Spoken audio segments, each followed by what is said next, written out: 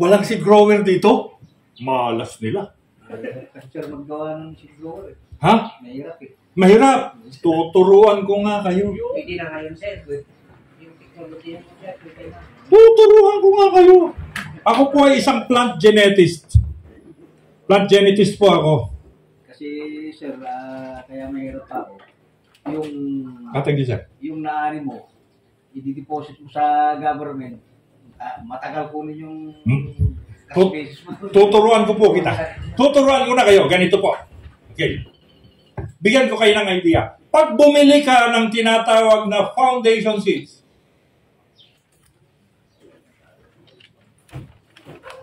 ang tawag nila dyan ay F1 seeds. Itinanim mo yung F1. Ang aanihin mo, hindi na F1. F2 na. Ano yung F2? Ang tawag po doon ay registered seeds. Ito yung F2. Po, registered po. Pag itinanim mo yung registered seeds, ang tawag na po ay F3 o mas kilala bilang certified seeds. Ito ang mas kilalang itinatanim ng mga magsasaka, yung certified seeds. Kadalasan binibenta yung 40 kilos certified seeds. Yan. So, certified seeds. Pag itinanim mo yung certified seeds, naman talaga, ang aanihin mo, ang tawag ay good seeds. May F3, may F4. Ang F4 po nasa Taiwan. Wala tayong F4 na binhi. Walang F4. Ang F4 nasa Taiwan yun, mga yun. Okay, good seeds. Tanong, saan nanggaling ang foundation seeds? Saan po nanggaling? Sa breeder. Ha? Breeder seeds, sir. Saan? Sa breeder. Sa breeder. Paano kung makakagawa ng breeder seeds? Yan ang ituturo ko ngayon. Ang ibig po sabihin ng breeder seeds ay dumaan siya sa proseso, breeder. Ito lang ang tinatawag na female seeds. Wala pong lalaking binhi dyan. Babae lang ang itatanim mo. Yung female seeds, pag itinanim mo, ang ha-harvest mo, foundation seeds. So, mapupunta na naman tayo sa kauna-unahan. Ngayon, paano makagawa ng breeder seeds? Saan ka kukuha? Sa good seeds. Sa certified seeds. Sa registered seeds. Sa foundation seeds. Pwede kang kumuha. Ipoproseso natin. Yan, ito na. Yung pagpoproseso. Ang gagawin lang po kasi, sa good seeds, kung good seeds ang kukunin natin, paghihiwalayin mo lang yung lalaki at saka yung babae. Sir, anong tawag doon sa... Yes, sir. Sir, paano ma-identify yung lalaki at babae? Opo, yun. Yan. Yung identification, visual. Yung nakikita ng mata. Ang babaeng binhi ay tinatawag po natin na whole grain seeds. Buo ang laman, walang hangin. Buo ang butil na sa loob ng balat. O, yung binhing palay, buo. O, alam na kung ano ang tawag sa lalaki. Tulyapis. O, yun yung lalaking binhi. Paano ihihiwalay yung tulyapis sa babaeng binhi? Through salinity method. Yung kukunin mo yung i-apply natin yung law of buoyancy sa physics. Sa law of buoyancy, pag may hangin, lulutang. Pag solido, lulubog. Parang itlog, parang barko. Yung barko, may hangin, lulutang. Yung karayom, solido, lulubog. Pero mas mabigat yung barko kaysa sa karayom. Kasi solid yung karayom kaysa dun sa barko. Okay, ganun din sa itlog. Yung itlog, hindi po buo yun, may hangin yun. Okay, ganito gagawin. Okay. Para sa madaling maunawaan, yung law of buoyancy, ganito pong gagawin natin. Kailangan, kung meron kang timba na may lamang tubig, timba na mayroong lamang tubig, bumili ka ng itlog sa tindahan. Hindi mo nilaga yung itlog, bumili ng itlog. Hindi bugok yung itlog, bumili ka ng sariwang itlog. Nilagay mo sa timba na may tubig. Nilagay mo yung itlog sa timba na may tubig, sariwa yung itlog, ano mangyayari? Lulubog po kasi tap water yan. Lulubog ang itlog. Yung fresh egg, nakalubog. Yung bugok na itlog, nakalutan. O, kasi bugok na yun eh. Bulok na nasa loob nun. Okay. So, yung bagong itlog, lulubog. Ngayon, ang problema natin, kailangan, kasi may hangin kasi yung itlog, dapat lumutang. Eh sir, wala akong makuhang itlog. Patatas, pwede. Sa ordinaryong tubig, yung patatas lumulubog. Anong gagawin? O, kuha ka ng pangalawang timba. Lagyan mo rin tubig. So, gagawin mo siyang maging saline solution. Yes. Kung ginagawa ko po isang timba, yung 20 liters, lalagyan ko 3 kilo ng asin. 3 kilo, lalagyan ko. Tunawin ko yung 3 kilo ng asin. Pag natunaw na yung 3 kilo ng asin, kukunin ko yung itlog dito. Nalumubog. Lalagay ko sa ilalim. Saan bibitaw? Yung itlog, lulutan. So, anong gagawin? O, punta ulit tayo sa number 1. Yung 5 kilo ng binhi, ilalagay sa timba na may tubig. Ibubuhos. Yung na lumutang, piliting ilubog, baka hindi nabasa. So, piliting mabasa. Lahat ng lulutang doon sa unang timba, ipa. Lahat ng lulubog, binhi. So, tinanggal muna natin yung ipa para lumubog yung babae at lalaking binhi. Okay. Tinanggal lang yung walang laman sa unang timba. Punta na tayo sa pangalawang timba. Na kung saan lumutang yung itlog. Kasi may asin yung pangalawa. Itapon natin yung tubig dito, itira yung binhi na lumubog. Yung natirang binhi dito na lumubog na itapon mo na yung tubig, yung binhi dito, isalin mo dito sa saline solution. Lulubog ngayon yung babae, lulutang yung kulyapis. Lahat ng kulyapis, tapon yung lumubog, ang tawag na po doon ay breeder seeds. Babanlawan. Paalaala, may asin po yan.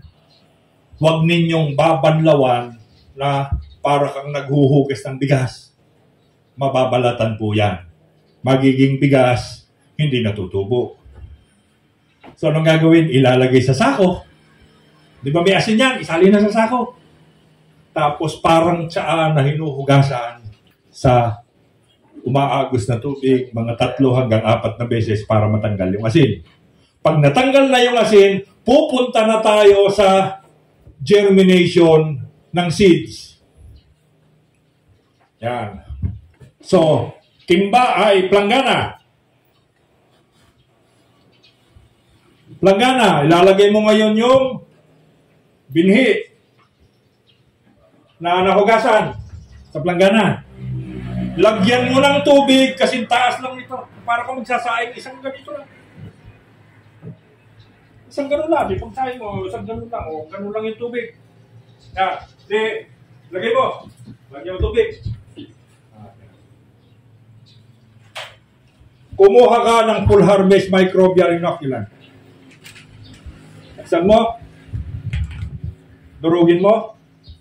Kuha ka ng isang kutsarita. Yung kutsarita na ginagamit sa disposable na plastic. Sa kutsarita din. Ganunin mo. Yan. Kutsarita. Kumari, ito. May kutsarita ako rito. Yan. Ganun mo. Huwag mo nakaumbok siyang ganun. Dapat kalisin mo. Dapat patay. Yun ngayon ang ilalagay mo. O kanaw mo lang sa ibabaw. Babad mo siya ng 12 hours. After ng 12 hours, palitan ng tubig. Yung pinagbabaran, itabi sa isang lalagyan. Babad mo ulit ng another 12 hours. After ng 12 hours, palitan ng tubig. Palitan mo ulit ng after 12 hours. After ng 36 hours, anong gagawin? Ilipat na sa sako, kukulubin na natin. Kukulubin na. Para uminit. Kukulubin. Okay. After ng unang, nakinulog mo na siya, 36 hours, yung unang 12 hours, titingnan mo. Pag hindi pa lumabas yung radical, yung putok ng unang ugat, dahil nakasako yan, itali mo, ibagsak mo lang sa tubig, sabay ahon. Hindi babad, hindi, bagsak mo lang, parang gugulatin mo lang na mabasa, tapos tanggal uli. Babad, uli, 12 hours, uli na kulong. Sa pagitan ng 12 hours hanggang 12 hours dito, para makabuo ka ng 72 hours, lalabas na yung unang ugat. Yung radical, yung puti. Paglabas ng puti, gagawa ka na ngayon ng kama ng bedding sa palayan mo. Okay, pag may beddings ka na, kunwari gumawa ka ng beddings, ito yung palayan mo, gumawa ka ng beddings, maglatag ka ng plastic sa ibabaw, 1 metro din ang lapad, o lagay ka ng yung tawag doon, saha ng saging, mga ganyan kalapad. Saha po, yung katawan. Yung katawan ng saging. Ngayon, pag ganun. So, pa-square. Kung rectangular siya, nakaganyan siya. Yung nakapatong sa plastic. May plastic. Yung plat, may plastic. O tapos doon mo lalagay yung saha ng saging. Parang bakod niya. Mga ganyan lang kataas. Okay, anong gagawin? Magmi-mix ka ng 1 part ng dry topsoil. 3 parts. 3 parts ng tuyong lupa. 3 parts ng tuyong lupa. 2 parts. 2 parts ng tinatawag na compost. Or, ano tawag doon? Carbonized rice hull. Yung inuling na ipa. Yan. Tapos, isang parte ng, wala ng S, one part ng coco peat. Balakumak ng bunot. O kahit yung bunot na tinagdag. Pagsasama-samahin mo yan, at yun ngayon ang ilalagay mo sa ibabaw ng plastic. Mga 3/4 inch hanggang 1 inch ang kapal. Hindi kaya sir may yung process ng bunot eh. Hindi po. Yan. Alas 12 na yun, yung atungan ng cellphone ko.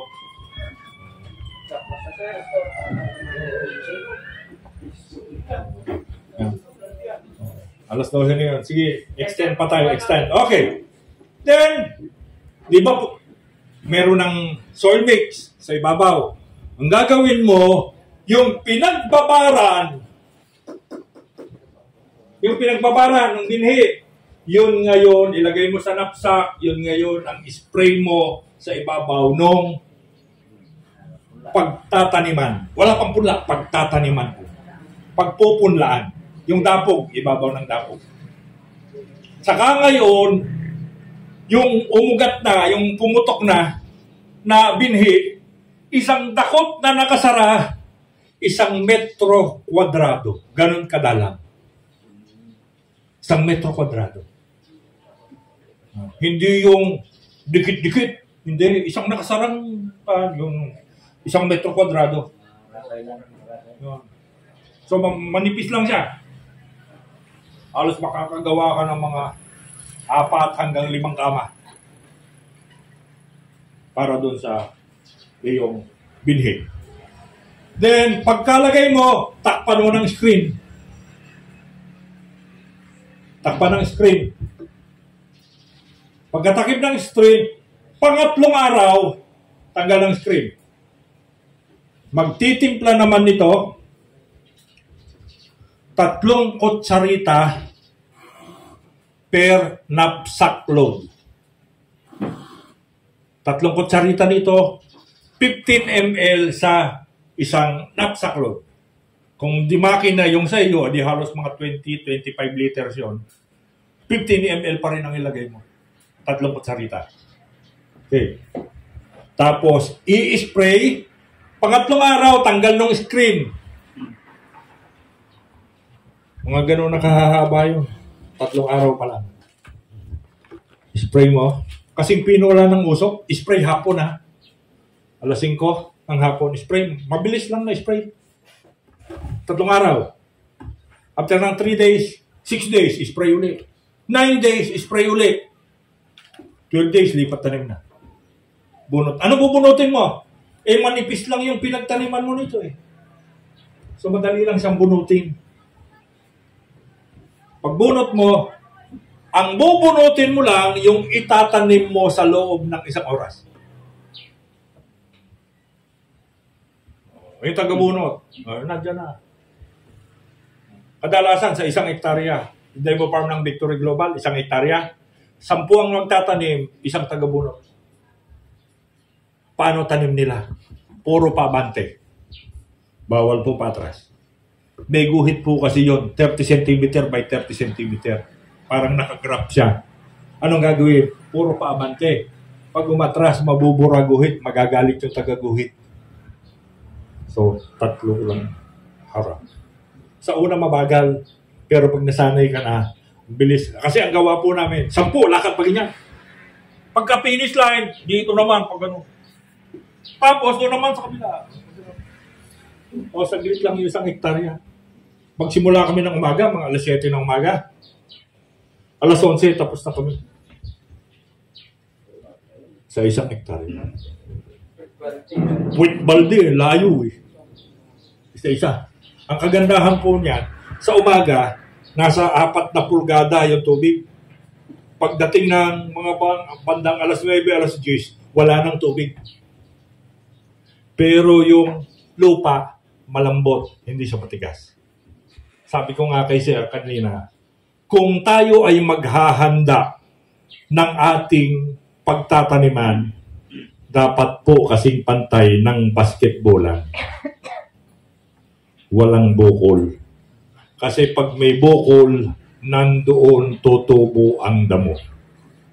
So dapat walang bukol. Pantay. Yan. Para pag nagtanim ka, walang damo.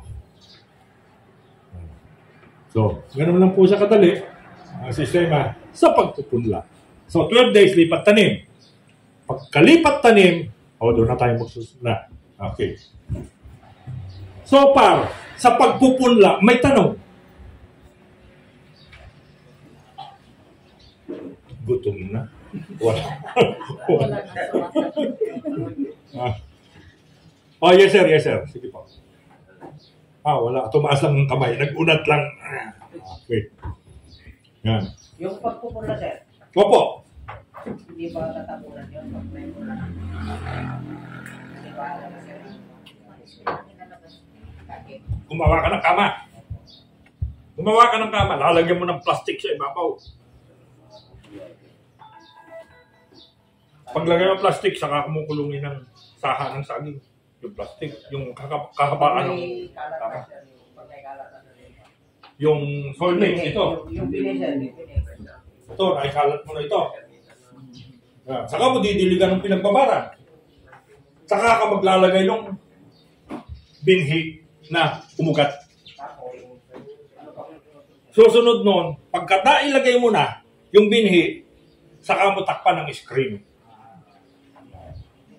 Pagkatapos ng 3 araw, tanggal ng screen, spray ngayon ng magpo-foliar fertilization ka sa binhi. Yan. Hapon lang po, hindi umaga. Hapon. Alas 5 ng hapon hanggang umabot yung paglubog ng araw. Mabilis lang. Kasing pino ng usok dapat, hindi paligo. Sir, Yes, sir. hindi na pwedeng, halimbawa, pagkapulan, dapat siyempre proteksyonan yan, matutuyo. Mahihinit. Okay, go. Tama, sir. Dapat yung level ng tubig ay kasing level ng iyong plastic. Kung ito yung plastic, dapat yung tubig kasing level ng plastic. Hindi, ma-maintain mo dapat yung level ng tubig sa plastic. I-maintain mo, hindi dapat siya matutuyuan. Yan, kasi maninilaw. Pag natuyuan, maninilaw. So, dapat naka-level hanggang bunutin mo. Ka-level yung tubig. Yan. So, may nagtuturo na ngayon dito sa Aurora, yung tinatawag na intermittent irrigation. Ano yun? Alternate wetting and drying. Yung taga-DA, nag-seminar sila nung nakaraan AWD. Ang tawag po natin doon, intermittent irrigation. Ano intermittent irrigation? Pagpapatubig at pagpapatuyo ng lupa. Bakit? Kailangan kasi paminsan-minsan nagbibitak-bitak yung lupa natin. Para yung mga organismo sa ilalim ng lupa lumabas yung carbon dioxide nila para maiproseso ng halaman sa photosynthesis. Para hindi sila mamatay. Yan. Kailangan nagbibitak-bitak. So, ma-re-oxygenate din yung ilalim ng yung mga ugat ng halaman. Ayan. May tanong pa? Meron sir kasing kwan na yun, yung technology na tinatawag na yung sabugok, yung aerobic style, yung parang upland farming. Upland farming. Iba po, irrigated muna tayo, mamaya tayo sa upland farming. Sa upland farming, 5 kilo pa rin ang gamit ko. Hindi ba nagbabakal? Hindi ko binabakal. Ipinupunla ko, tapos 12 ganun pa rin ang distansya, kaya kakaunti lang mapunla. Hindi madami. Pag nanganak po, ang ganda. Pag sa bundok, halos tumataas po ng mga 1.7 meters ang palay. Ganun kataas. Halos lagpas sa 1.88 meters ako So halos mata ko, ganun kataas. O ganyan kataas yung palay. Sa bundok yun. Oo. Tapos parang tanglad ang tubo. Kasi pag ang ginawa mo, naglipat tanim ka, madami, yung lagay mo, madami. Mga 3, 4. Ay, pag nanganak yun, baka marami na yung 15. Swerte mo na, tawag doon, pag naka-15 suhiyo. Hanggang mag-ani. Bakit? Dapat isa lang. Meron po akong tanim, an eksperimento ko sa Alicia Isabela. Bigante Plus, isa lang ay pinunla namin. Nung mag-12 days, nilipat tanim, isa lang rin. Nagkaroon po ng 98 na suhi. Lahat po ng 98 na suhi, may bunga. Maliit lang yung bunga. Yung haba po ng uhay, maliit lang po, 2 dangkal. Opo, 2 dangkal. Maliit lang.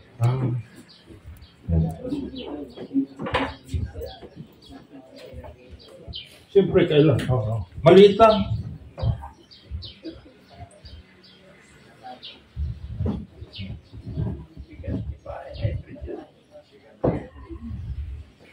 Nasaan na yun?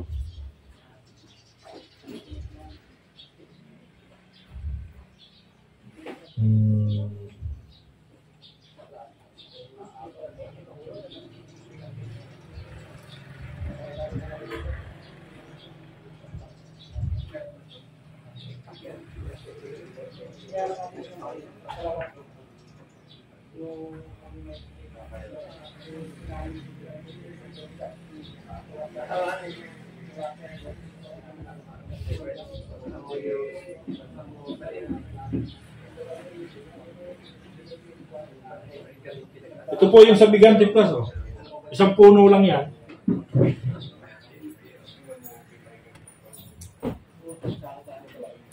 Isang puno lang siya. Isang puno lang yung itinanim. Nilapit ko po sa inyo. Isang puno lang yung itinanim. Yan. Isang puno lang yan, Bigante Plus.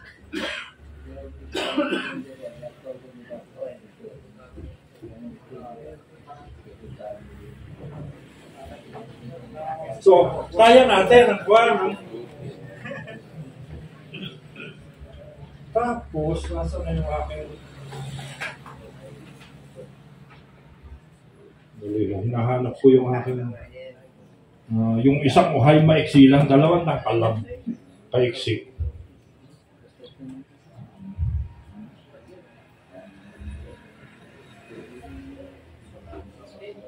Pag nagte-techno-demo farm kasi ako, ang ginagawa ko, pati pagbibilang ng supling, binibilang. Kaya sa isang buwan, kaya ng mga 30 hanggang 40 supling sa isang puno. Kaya siguro sir, pagka mag-isa lang yan sa pwesto, pero kung sa actual ng taniman, hindi magsusuhi ng down siguro. Pag actual po na taniman, kaya po.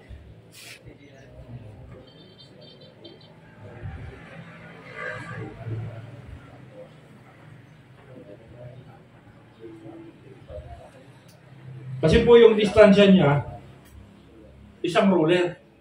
Kaya-kaya ng marami. Hindi ko pa ito.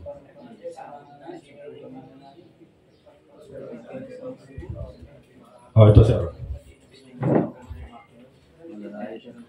Po, isang ruler po. Isang ruler ang distansya. Teka, ganun natin. Baka mas malaki. Ayan. Okay, isang ruler. Isang ruler po, distansya niya. Malaki.